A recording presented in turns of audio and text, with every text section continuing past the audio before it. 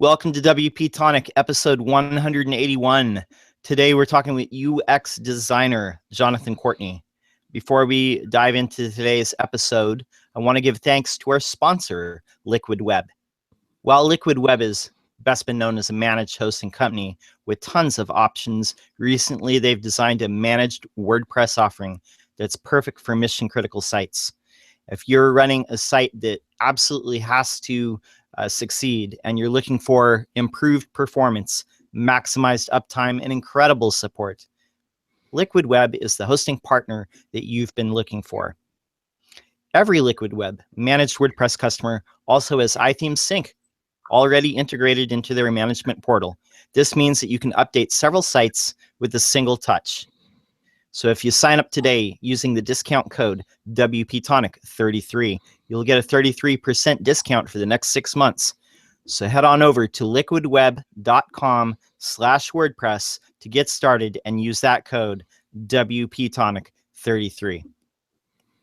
And with that, I'd like to introduce our guest, Jonathan Courtney. Your firm has worked with global brands like eBay, the United Nations, and Lufthansa. So tell us a little bit about your company and what they do. All right, hey guys. So yeah, AJ&Smart, I founded it with my co-founder 5.5 years ago. And yeah, basically we started out as a straight up UX design agency, kind of avoiding everything branding related, avoiding everything sort of advertising related, just going straight into UX and product work. And yeah, we basically help companies, like you mentioned already, a couple, these larger firms and also, let's say, also smaller companies build products, improve their products, or even help them figure out what types of products they should make in the first place. And yeah, we're based in Berlin here, but our clients are all over the world. Excellent. I also want to introduce my co-host, Jonathan Denwood. Jonathan, tell us a little bit about yourself. Oh, hi there, folks. I'm the founder of WP-Tonic. We're a maintenance, small job support company. We're your resource for anything around WordPress, your trusted partner. Aren't we, John? Absolutely. And I'm John Locke. My business is Lockdown Design, and I provide custom WordPress development and local SEO for blue-collar industries. One thing I want to ask you, Jonathan, when it comes to UX, in the last 10 years, this has kind of become its own design discipline in itself. For people who don't know what user experience is all about, can you just kind of break it down? Yeah, I mean, it's actually pretty difficult to break down at this point because it's such a catch-all term for almost everything design related these days. But when we started out, I mean, I think you can kind of lock it down to being any sort of interaction or experience that the user has with some sort of a digital product, if you want to make it just kind of a bit more specific. So it can encompass usability, it can be the actual user interface, it can be the flow of what the user is actually doing. But essentially, I mean, a UX designer, their job is to make the user, basically give the user the easiest and most pleasant time possible using the product, using a product from a company, and help them get the jobs to be done as fast as possible as well. But like I said, the term UX, I mean, when we started out, it was pretty unknown what that really even meant, and it was very, very specifically almost around usability, actually. It was very usability focused, whereas now it can be anything related to the product and digital product design process. It's a long answer, but it's pretty broad. Excellent answer. And one thing I want to focus on there, when you said it's anything related to the product design process. You guys do design sprints. Is that a lot of design thinking?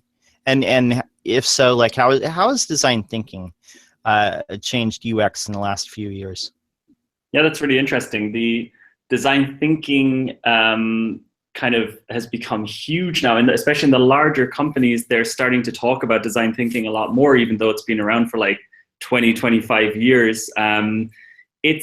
So the design sprint itself does have a lot of elements of design thinking in it, but you can think of it more as an applied design thinking. It's actually taking the principles of design thinking and repackaging it in a way that can be applied to the product design process.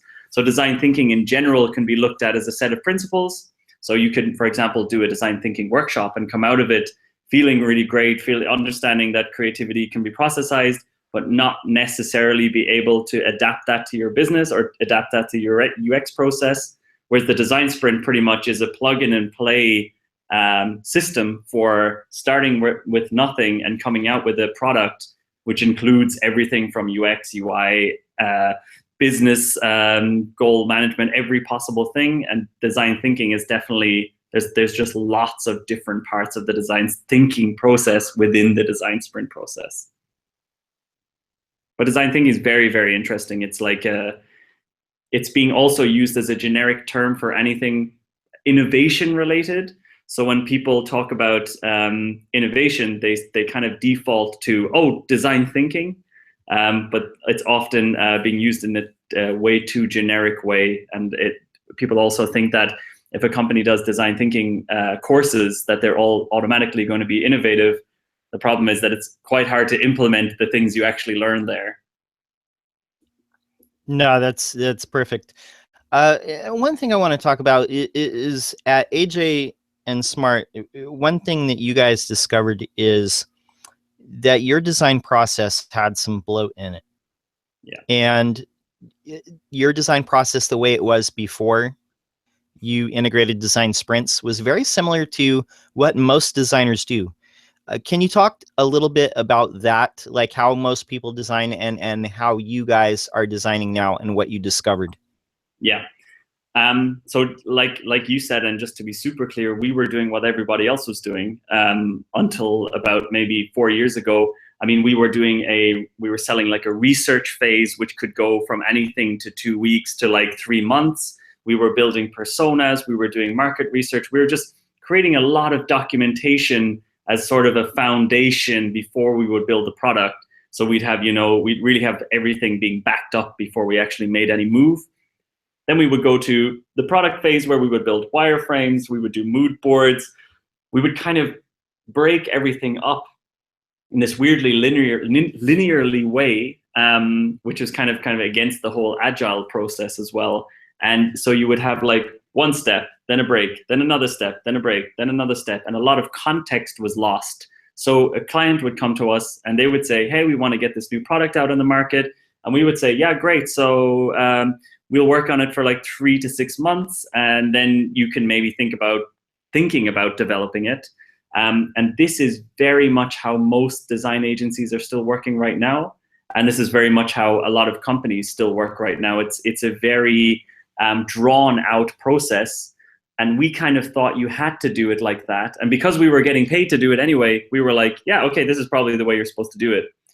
But once a lot of companies, once our prices started getting too high, but very interesting companies started coming to us with not very big budgets, we were starting to like make smaller packages for them. And these smaller packages we had to charge a lot less for because they just didn't have the budget. So we started cutting bits and pieces out of the design process that we thought might be okay to cut out, but we obviously made it clear to them, okay, it's actually not a good idea to do this without the research and whatever. But the crazy thing is we cut all that stuff out. We cut potentially months worth of work out of the packages. And the weird thing is that the products actually started getting better. The clients were way happier. We were way happier with the work, and everything was just moving much more smoothly. So we started to just realize maybe this process we were just kind of going along with because our clients liked that process. Maybe it's actually 80% waste. And now, a few years later, doing these smaller packages and now implementing the design sprint process, which is just a 1-week process into the company, we're after seeing there's a crazy amount of wasted money and wasted time in the standard design process. It's really insane. And design thinking has a lot to answer for that, by the way, because people who literally take the design thinking lessons to heart will say, yeah, well, we need to do this much research so we really understand the users. But even when you really, really understand the users, it doesn't mean that the product is going to work or actually connect with anybody. So we just try to get that out there as fast as possible now. So yeah, I mean, we've cut down our what we're doing in 1 week with a client now is something that we used to do over the space of 6 months, only 3 years ago, which is completely crazy to me. That's very interesting that you developed your design sprints out of necessity, and you thought it would have a negative effect on the design process that you guys did, but it actually had a positive impact on it, just all the way around. Yeah. So, here's a question. When it comes to, user research and designing these personas, why do you, in your opinion, do you believe that these things fail, where in a design sprint, the way that you are getting to a prototype now, why do you think that is successful, where going through user research and personas and all that sort of thing, it ended up kind of being not necessary? Yeah, really excellent question. I think that when we used to build personas, it was actually quite nice. It was very relaxing. We had so much time to build up these personas and imagine these people who would be using these products. And it would take so long before the first of these people would actually get to use the product that it would take us like maybe 6 months before the first person's actually holding it and trying it out. Now, maybe they would have tried wireframes, maybe they would have tried paper prototypes, but those never really gave us very good feedback. With the design sprint, within 4 days, the user is already holding a very high fidelity version of what this product could be, and we're getting immediate, tangible feedback that we can act on immediately. So instead of, I mean, it's obviously the approach is more of a aggressive approach. The design sprint approach, you're kind of it's a shotgun approach. You're trying a lot of different things. You're assuming already up front that you're going to be wrong on a lot of ways, but you want to see which direction actually is right. And to find the direction in the first place, just getting tangible results from users within the first 4 days is crazy. And this is something that we used to hold off for so long. So I think that for us, just seeing real people using what actually is being set up as the real product, or what the real product could be, gives us 100 times more valuable information than building personas and then building the product based on them and then testing it ever gave us. So it's just this, it's actually weirdly enough more like, it's just more a common sense approach. It's nothing special. It's just common sense. So would you say that no matter how hard we try to understand the users through research, maybe it's not quite the same, or it's not the same as having like real people in the room and getting actual feedback? We're trying to get into their head, but it's not the same as just having them right there and getting the actual real feedback. Yeah, I mean, there's this, it's exactly right. And it's the thing that you hear a lot of people saying, or like, for example, Jason Fried and their company, planning is guessing. It doesn't matter what you think the users are going to do with your product just because you deeply know them. It's probably not going to happen once you actually show it to them. You always, like, even on the projects where we did a lot of studies, we even like did a lot like long-term observations and diaries and all that kind of crap that people do. In the end, when they held the product, we were like, oh, God damn it.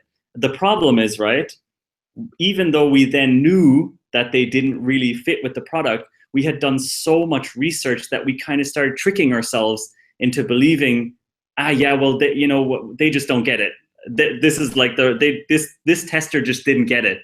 Let's just get different testers. So I think the longer you're working on a project and the longer you're kind of doing the research, the more you're also likely to trick yourself, because you're kind of after getting really caught up in the product as well. Here, we're working on something for 3 days. If the users don't like it, scrap it, take the bits that actually make sense, go again. There's no kind of deep attachment you get to the products. And I think that's actually very important as well. Yeah, definitely great. So let's say I come to you. I'm a company. I've got a budget, and I have this vague idea. I kind of have this idea of like a goal of what I want my product to accomplish. Kind of walk me through how each day of the design sprint goes. Okay, so actually most of the time the clients who come to us have a very vague idea. It's more like we kind of ask them to come to us with something that's more like, we want to get into this demographic. So we have a product already and we want to get into this age group, or we have these assets, like we have all these assets, what sort of a product could we make out of these assets that would actually create revenue? Or even we have a product, can we create another revenue stream out of it? And then our favorite is just, we are a company and we feel like we're not very relevant at the moment. What sort of a product could get us into some sort of a market? So they would come into our office. We ask that the client is here for 2 days straight. So we have like all the decision makers on the product team sitting in our office for 2 days straight, which is actually very strange for them, at least when we're telling them this the first time. And this is just to avoid any misalignment that can happen, because we have no time for feedback loops. We have to do everything together. So the first 2 days are about really defining what the actual challenges are, what the actual scope of the project is, really nailing down what the most important things to solve would be. Like, what is the 80% more important than everything else? This is what we'll solve this week. And the second half of the Monday is just producing as many solutions as possible within the time. So a quantity over quality approach. And the clients are also producing solutions. We're all on the same level in this. So we obviously have a lot more experience, so a lot of our concepts might be a bit more fleshed out, but the clients often have very, very good solutions already within their head that they just weren't able to get out before doing this process. The Tuesday, we're pulling together all of the concepts and trying to pull out the best parts and kind of aligning those best parts with the goal we're trying to reach. And we kind of decide then on the Tuesday exactly what to prototype. So we're literally going with the client, building a storyboard, slide by slide, what exactly is going to be in this test on Thursday? What screens do we need? What are the most important things? Is this really going to solve the problem we're trying to solve? Wednesday is the client can go home and relax after a very tiring 2 days while we build a prototype, which is actually happening in the background right now. And we're in 1 day going from those sketches on the wall to a very high fidelity prototype that's interactive. And then the Thursday from 10 a.m. to 5:30, we're doing either in-house user tests here at the company or remote user tests, because a lot of our clients are not in Germany. And the client then watches those user tests on a live stream all day, but they don't even need to, because we're pulling together what are the actionable steps based on those tests. So they don't need to watch. I mean, a lot of companies will record the 8 hours of tests and then give it to the client and say, here, here's like a giant document and 8 hours of tests, watch it. But we immediately say, here's exactly what this means in the context of the product. Here's what we do next. And here's what you should do next with this product. Here's what worked, here's what didn't work. And here's where the users are going to find it interesting. And here's what we should scrap, even though you think it's cool. So at the end of the week, at the end of 1 week, they already have something that they're able to show internally in the company, and they're very excited about it. Often we do 2 weeks back to back, and in the second week, we can already iterate and polish it so much that it very, very often goes straight to development after 2 weeks, which is completely crazy from what they're used to doing as well. So basically, you can come to us on a Monday, walk out on a Thursday holding a high fidelity, potentially your product, just as a high fidelity prototype. That's incredible. That's just amazing. And definitely when it comes to, deciding what goes in the storyboards, everybody just kind of comes up with kind of at the beginning. What I'm getting out of this is that at the beginning of the week, everybody's doing a brain dump. On Tuesday, you're kind of putting together the storyboards. When it comes to making a decision of what goes into each storyboard, each frame of the app or the site, how do those decisions get made? And what happens if there's two ideas that everybody is kind of equally supporting? Okay, perfect question, because exactly what's happening right now outside is an example of that. The client, so actually one important thing is that on the Monday we choose a decider, and this decider is from the client side, and this is the person who needs to make difficult decisions once we come up against them, but they're also given extra decider votes, and this decider is often the person who wants to take the responsibility for the product. Yesterday, the client chose two concepts which were quite different from each other. But in that case, you have two choices. You can either build 2 prototypes in 1 week, which are a little bit less detailed and don't have such a deep story you can't click through all the way to the end or whatever.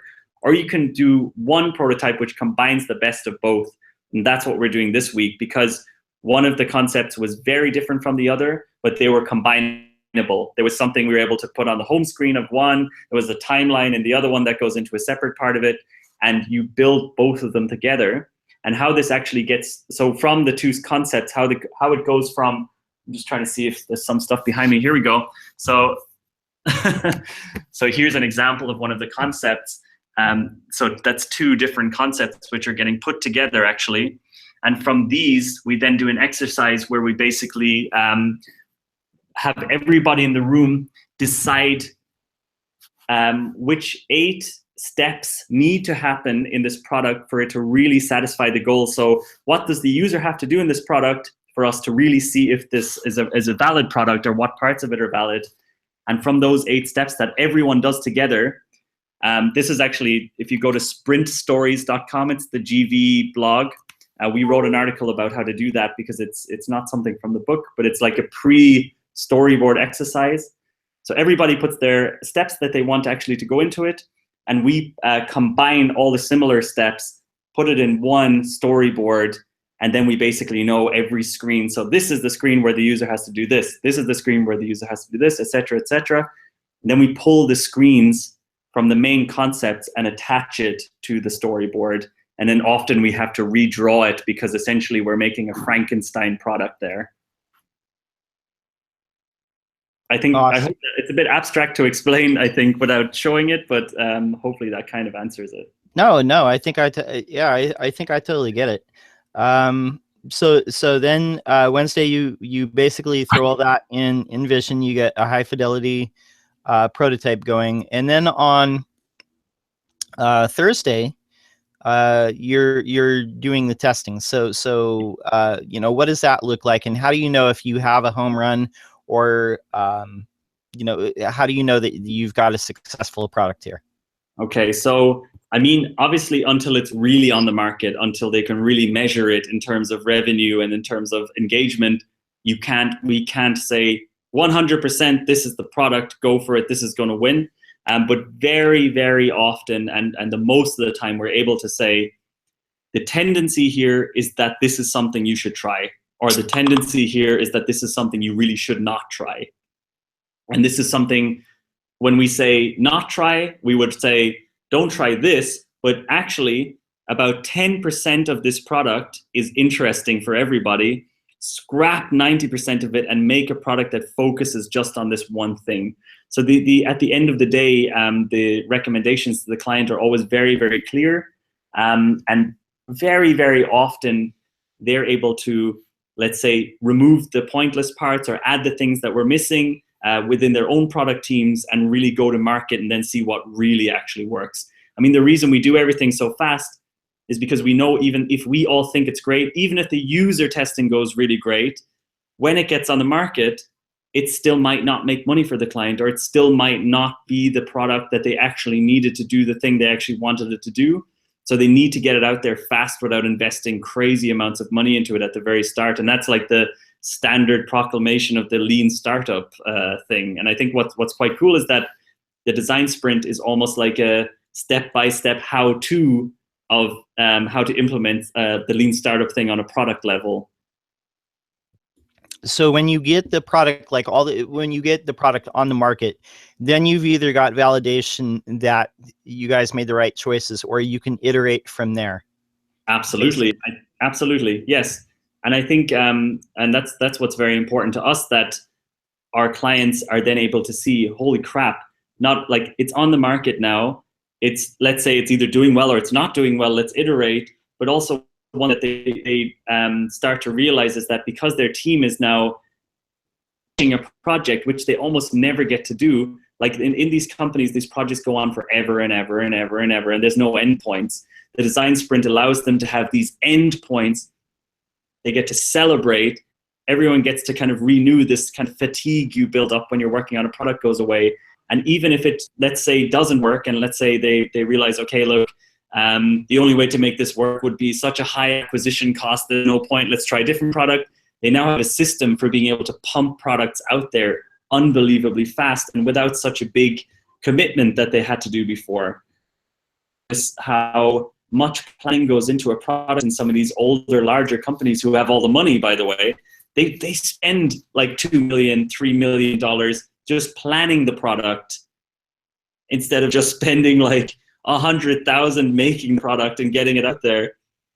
And the crazy thing is they're spending the millions on making sure it doesn't fail, or like building all these things that are like, let's say, saves their asses in case it fails. But yeah, just so that nobody's responsible. But the design sprint sort of kind of cuts through that and allows you to really get something very, very quickly, get it out there, see if it works, see if it didn't, then iterate. It's really interesting and really crazy to me that companies are still doing these very, very long processes, which their own designers and their own product people hate doing deep down.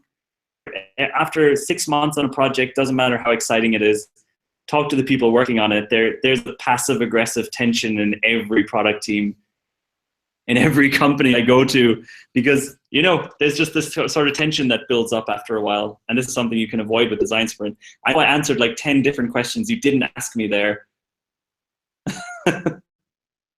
No, that's perfect though. We're going to go to our midpoint break, and then after that, I'm going to pass the mic over to Jonathan Denwood. So we're going to be talking more after the break with Jonathan Courtney of AJ&Smart. See you after the break.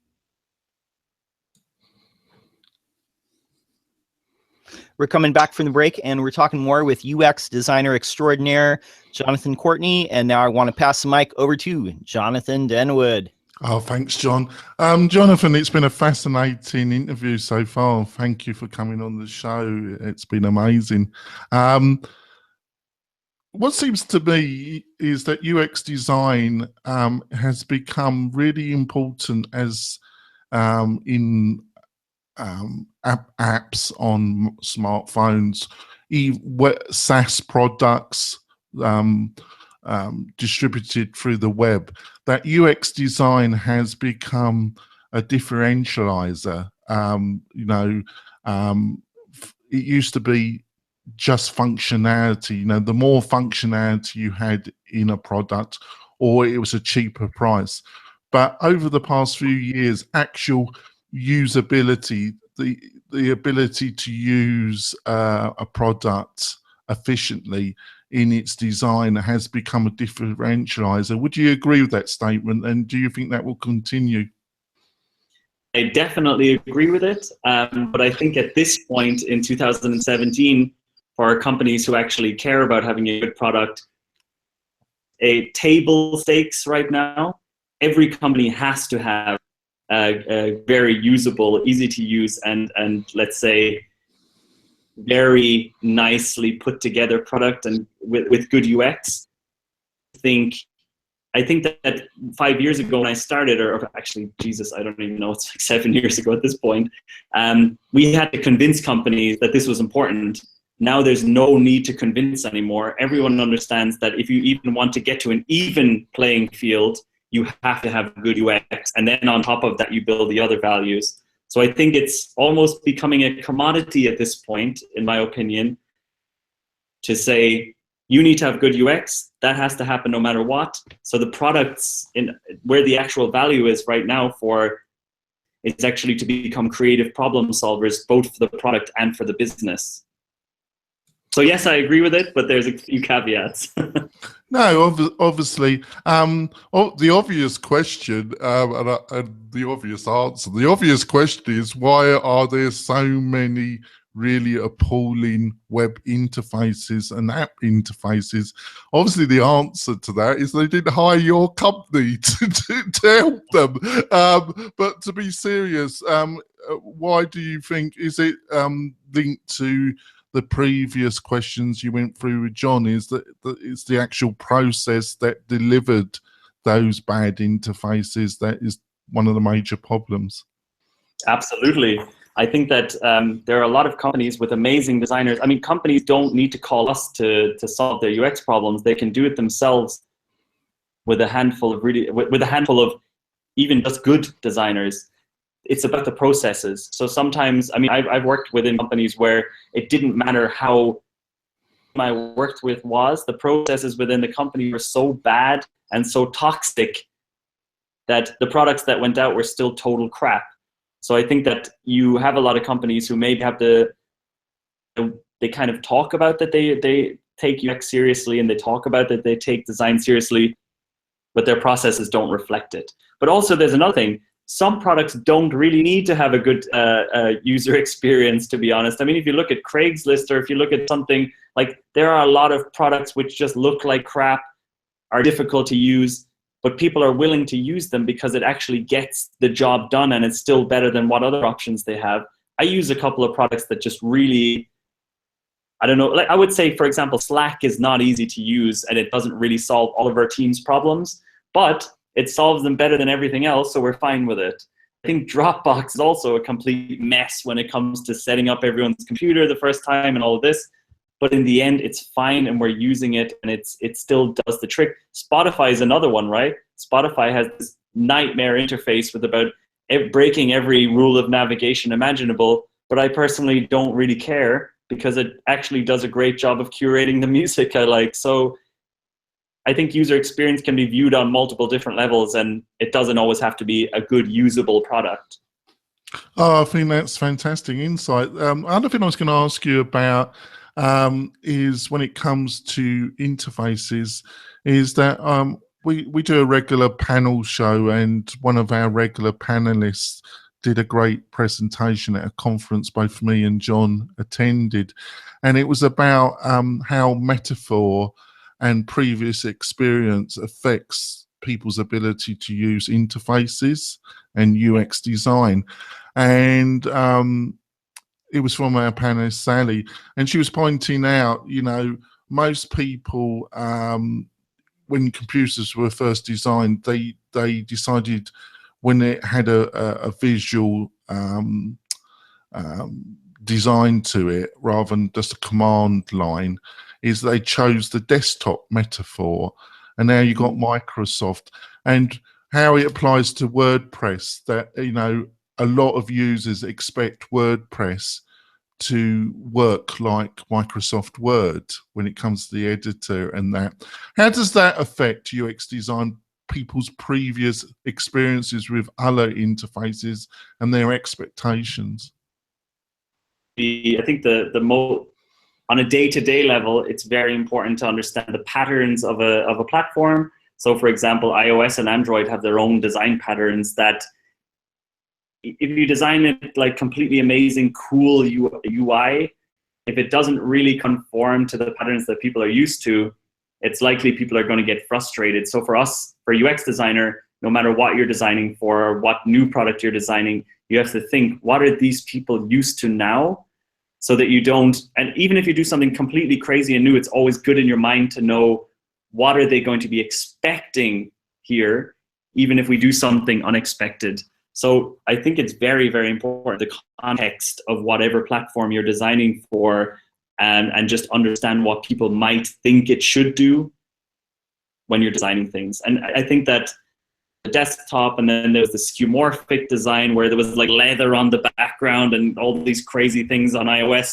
I think it's just like, now we've kind of calmed down. There was like the flat design thing, there was all these design trends, and now I think we're in this very nice calm phase where we just kind of agreed that most stuff can be kind of flat, want to interact with, maybe are not flat, just a really simple, actually everything's starting to look like Google material design for the last 2 years.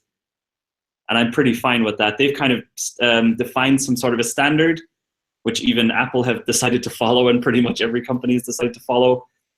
Slightly raised cards with a shadow underneath, which went very out of fashion like 3 years ago. And now, yeah, I mean, pretty much something like that has to be taken into account when you're building a new product. People expect to see something like that, and it's also totally fine. I don't really worry about it. It's good to have the context. So that's great. When it, you know, obviously, a lot of our audience are designers, developers, consultants. digital marketers. It's a very broad audience we've got, Jonathan, for the show. But they have a linkage that they tend to use WordPress on a regular basis. And there's a lot of talk. I don't know if you've got any experience with WordPress and you use it regularly, but there's been kind of criticism of the kind of a little bit. that the interface is a bit stale and a bit old-fashioned in look. But you know, now you've got an enormous user base that have utilized that kind of design for quite a while. So how do you deal with when you have a client that wants to refresh something, but they don't want to throw the child out with the kitchen with the bathroom water, if you understand the metaphor? I totally know the problem. It happens every time any company redesigns anything. Everyone freaks out. Just look how often people freak out when, like, recently we had Instagram changing their navigation on the bottom from black to white and changing their icons. It was a giant uproar about how terrible it was. A few months later, 0 people are talking about that now. I think that the company, if they really want to refresh something, first of all, they should be refreshing it for a good reason. And in the Instagram case, it was to make the content stand out a little bit more and have less contrast in the actual interface. I think if there's a real reason to refresh it as opposed to just the refreshing for the sake of refreshing and looking better, just somebody to take the shit for a while, maybe even take some of the comments will also be true. Like, for example, when iOS had the ridiculously thin Helvetica font on the home screen that nobody could read. I think you just have to be ready to take a lot of shit, understand that maybe 80% of it will die down very quickly, and then see what the 20% of the actual problems that are out, laying around are, and then actually solve them. But right, I think if you're going to do a major refresh, unless you want to do it iteratively, like bit by bit, it's risky. When you want to do a major refresh, and especially for something that millions of people are using, like Instagram, like Facebook, like the WordPress system, it's very difficult even for us to help a client avoid the backlash they're going to get. I mean, Spotify changed the tone of the green on their logo, and the designer, Tobias von Schneider, had like weeks and weeks of like endless assholes just getting really pissed off with him. It's the world we live in. You just have to take it. There's no way around it. You can do it iteratively, or you can, what actually works quite well is to do basically allow people to see the new version and use it and go back to the old version if they want. That's what Medium is doing right now. I'm using the new Medium dashboard, which I find fine. But yeah, there's a couple of ways to do it. That's the safest way. Build a whole different look and feel and let people try it while you kind of gather feedback. Oh, that's great. Another question, I call it physicality. I don't actually even know it's in the dictionary. I have a habit of creating my own words. But I call it physicality. And what I mean by that, Jonathan, is the debate about like touch screens. You know, obviously people utilize a smartphone in a certain way, and that way is dominated by the physicality of the device. And then you got tablets, and then the idea that because you use a smartphone a certain way, that you should replicate that on a laptop or on a desktop screen, i.e. it should have a touch screen. And you know, certain manufacturers went down a unified road, but it was interesting to me that Apple decided and consistently not to go down that road.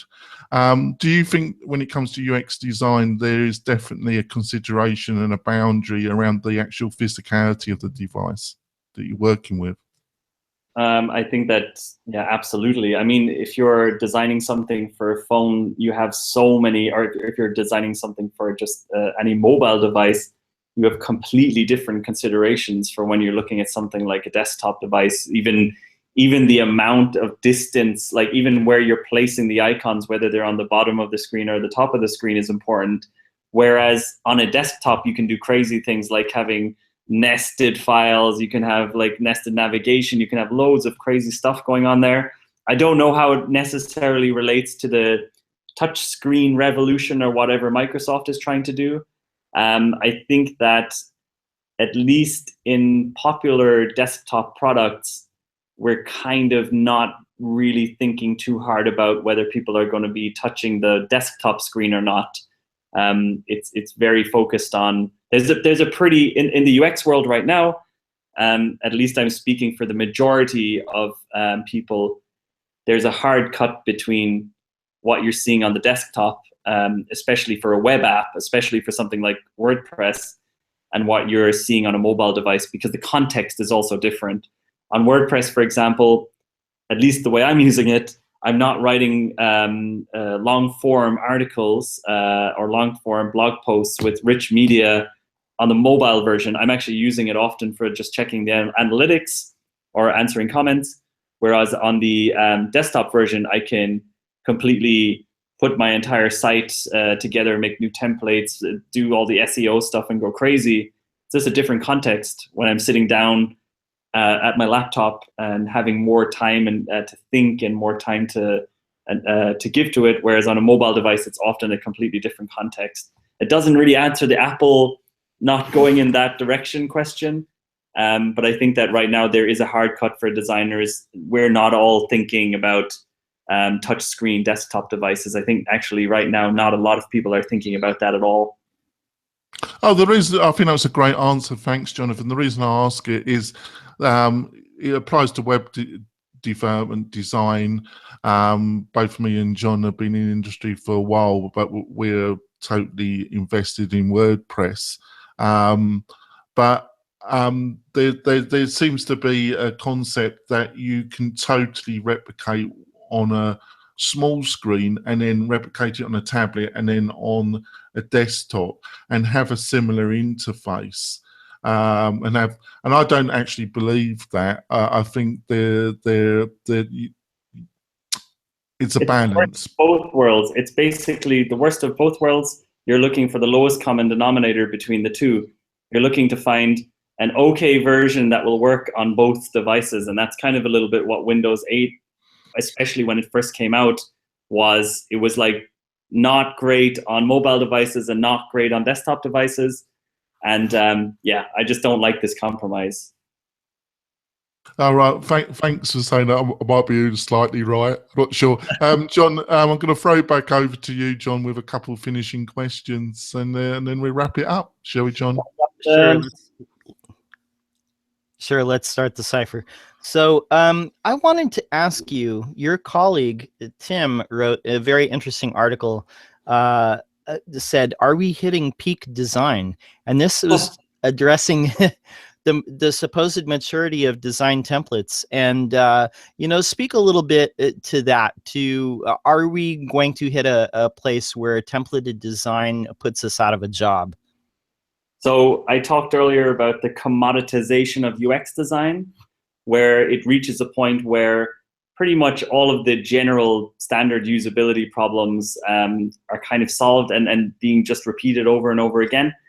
I think that, so on the one hand, if your job is just making visuals for people that are easy to use, and that's what you're doing, yes, your job is at risk, absolutely, totally. But if you're, because I mean, honestly, we even use things like Squarespace for ourselves, or now we're using WordPress, and we're fine to use templates, you know, for our own marketing materials. I don't give a crap, to be honest.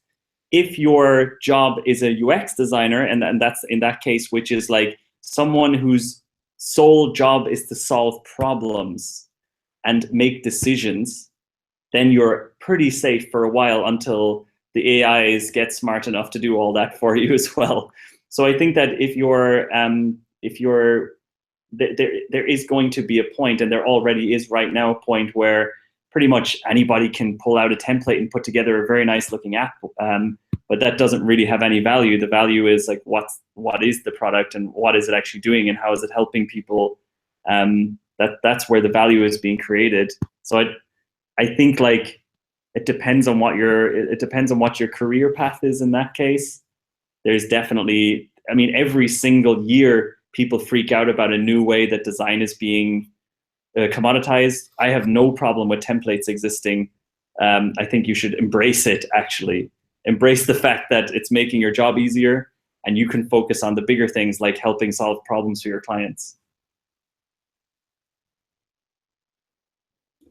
No, I think that's beautiful. You know, your motto is solve problems and then decorate. And that kind of speaks to what you were just saying is, you know, if the job is just to make things pretty, then your job is probably at risk. But if your job is to solve problems, then we're going to be employed for a long time, because the mobile revolution is really not that old. It's less than 10 years old. And there's going to be a proliferation of many more devices that we haven't even imagined yet. So what do you think about the future of design when it comes to you know, the future of all the devices that are going to come out in the future? What's interesting now is that even just about a year and a half ago, when a client used to come to us, we used to decide pretty quickly what device the product was going to be on. Is this iOS? Is this iOS and watch, or is it whatever? I think right now, I mean, we're already in the future right now. I can give you some hints because we're working on products that are kind of being released over the next few years. You don't even talk about the devices anymore. You're talking about the product, and you just put it on the device that actually is the right context for the user. And that's another thing about the commoditization, right? We just start with one device or one, let's say we just say, here's like the native iOS version of this product because that's where it's going first. And now other people can figure out how that should look on other devices based on the context. So right now, honestly, almost every product we do is almost on every single device natively. On also web, it's also then completely interactable by with like Alexa, with like Google Home. It's like these new devices and these new services become basically platforms for every possible interface to plug into based on the context that it's being used for. So when we're building something now, we can assume that the client might call us a couple of months down the line and say, oh, hey, Audi want to integrate this into their car. And we're like, yeah, okay, that's basically what happens to a lot of products that get successful. Call these guys, they'll do it for you. So I think at this point, we're just imagine like the product or the design you make and the problem you solve becomes like an entity that has hundreds potentially of different interfaces. So it's crazy how fast that changed. Like last year, like I said, or crazy enough, like 4 years ago, clients used to even say, well, this should be on iPhone and iPad, like even specific things like that. We even had to make different like screens for everything. It's a totally different story now, especially when you're kind of looking at just product design in general. We're not specifically talking about devices anymore. So basically what you're saying is the future of design when it comes to you know, any type of online or connected product is it's going to be completely formless and adaptable to whatever container. It's going to be like water. It's basically like taking the shape of whatever it's being transmitted to. That's a nicer way of saying it than I said it. I think that's exactly it, to be honest. It's almost every product we've worked on in the last year is multi-channel in every possible way, even down to you might even be using the product through a social media channel. You're not necessarily even using the product directly. So it's exactly like you said, the products are becoming formless, which is why I'm less and less interested in or less and less worried about templates and things like that, because it really is about how do you actually orchestrate a product like this and how do you solve the real problems rather than how do you add the menu in there or whatever. Should it be a hamburger menu? Exactly. Well, this has been, I was highly anticipating this interview before we went into it. And now that we're at its conclusion, I've totally felt that this was very illuminating. And Jonathan, how can we find you if people want to learn more about you or AJ&Smart? The best place to do any of the above would be to go to, I think, actually, what the best Instagram page in the world. No, no, AJ&Smart Design on Instagram. We do basically daily vlogs showing exactly how we're working step by step in the process. Every week we show a new client and how we're actually designing the products for them. Also, that's the best place for people to just ask us questions directly. So AJ&Smart Design on Instagram. And if you want to ask me directly a question, I'm at JIceCream on Twitter. So I'm always answering questions there for whatever you have. But yeah, I mean, one of those two places is the best. Excellent. And co-host Jonathan, how do we get a hold of you? Oh, it's simple, folks. I'm pretty active on Twitter. That's at Jonathan Denwood. Easy to search. I think there is only one Jonathan Denwood on Twitter. I have to check that. Or you can email me. I do reply to, obviously, if it comes from a person, I do reply to it. It's just what you should do, really. But not straight away. Give me a couple of days.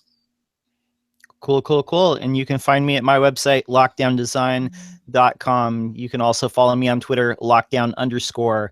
For the WP-Tonic crew, we're saying peace out and get your dose. Bye.